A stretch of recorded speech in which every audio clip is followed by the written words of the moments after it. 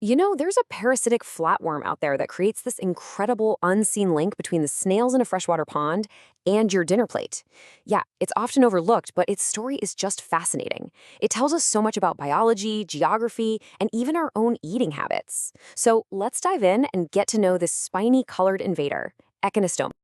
So, what parasite actually comes with its own built in collar of spines? Well, that's our subject for today. And believe me, that spiky little feature is the absolute key to its entire lifestyle. And here it is. This is the adult Echinostoma worm.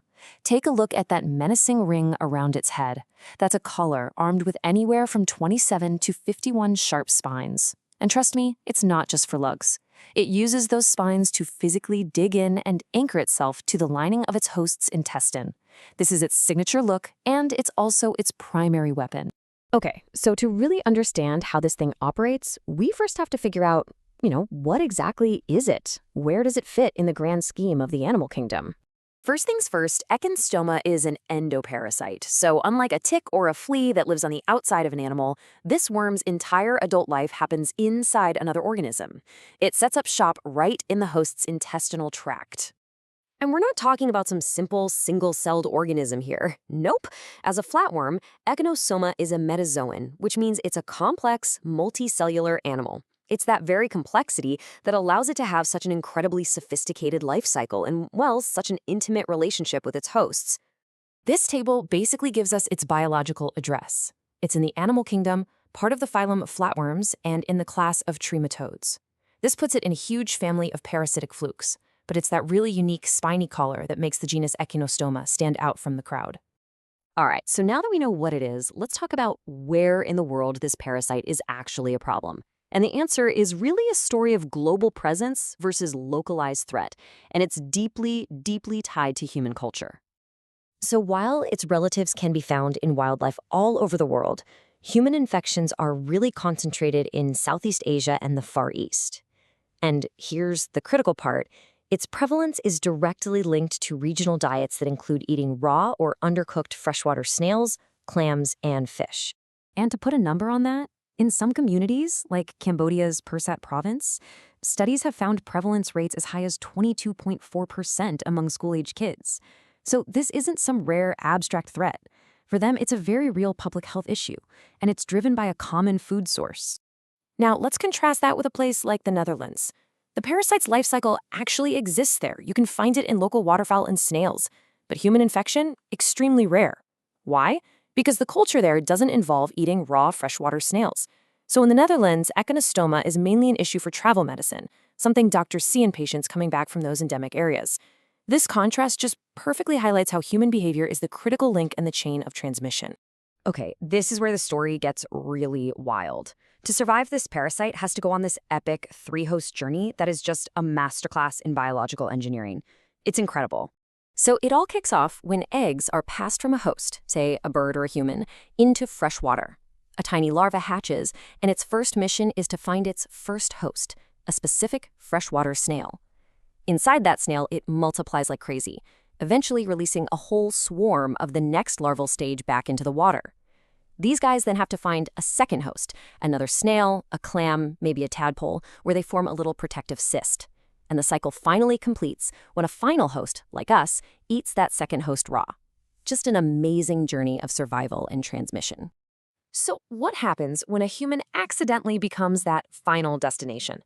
Let's take a look at how this invader actually affects our bodies and, importantly, how doctors figure out it's there.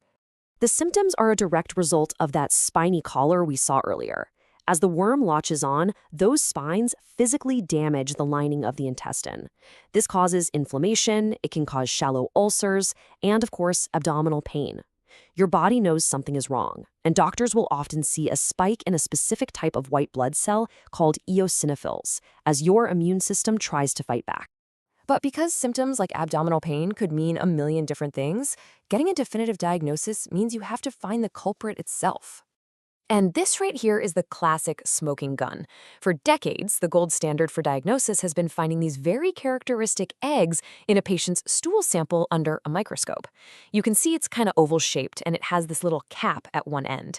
But here's the problem. A lot of different flatworm eggs look pretty similar, so this method isn't always precise enough to know exactly which species you're dealing with. This is where modern science has totally changed the game. Techniques like PCR can take tiny amounts of the parasite's DNA and make millions of copies. By looking for specific genes, labs can now identify the exact species of Echinostoma with incredible accuracy, even from just a few eggs. It is a huge leap forward in precision.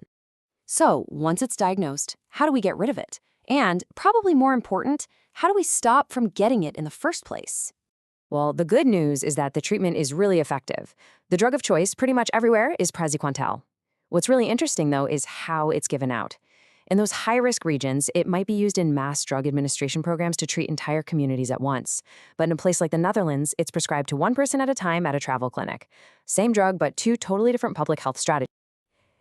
And this really brings us to the most crucial point. Prevention is actually pretty straightforward. It all comes down to how food is prepared. The key is to avoid eating raw freshwater creatures, especially in those high-risk areas. Cooking your food thoroughly kills the parasite, plain and simple. And educating people about these simple steps is the most powerful tool we have to break that cycle of infection for good. But hey, the story isn't over. Our understanding of this parasite is always evolving, and researchers are working on some pretty exciting new frontiers. Right now, scientists are trying to develop rapid diagnostic tests. Think simple, easy-to-use kits for remote areas. They're also taking a deep dive into the parasite's biochemistry to figure out exactly how it messes with its host's immune system. And with technology like next-generation sequencing, they're mapping its entire genetic code, which is like getting the ultimate playbook on its evolution and its vulnerabilities. All the information we've gone through in this explainer was compiled using a Gemini deep search.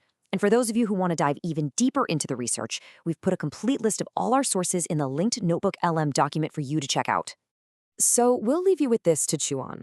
The story of Echinostoma is such a powerful reminder of all the hidden connections in our world. It really makes you wonder, doesn't it? How do our simple, everyday choices, like what we decide to eat, plug us directly into these ancient, complex life cycles that are happening all around us, completely unseen? If you enjoyed this journey into the unseen world of parasites, please go ahead and hit that subscribe button for more. We would absolutely love to hear your thoughts on these hidden connections, so please leave us a comment below. Thanks so much for watching.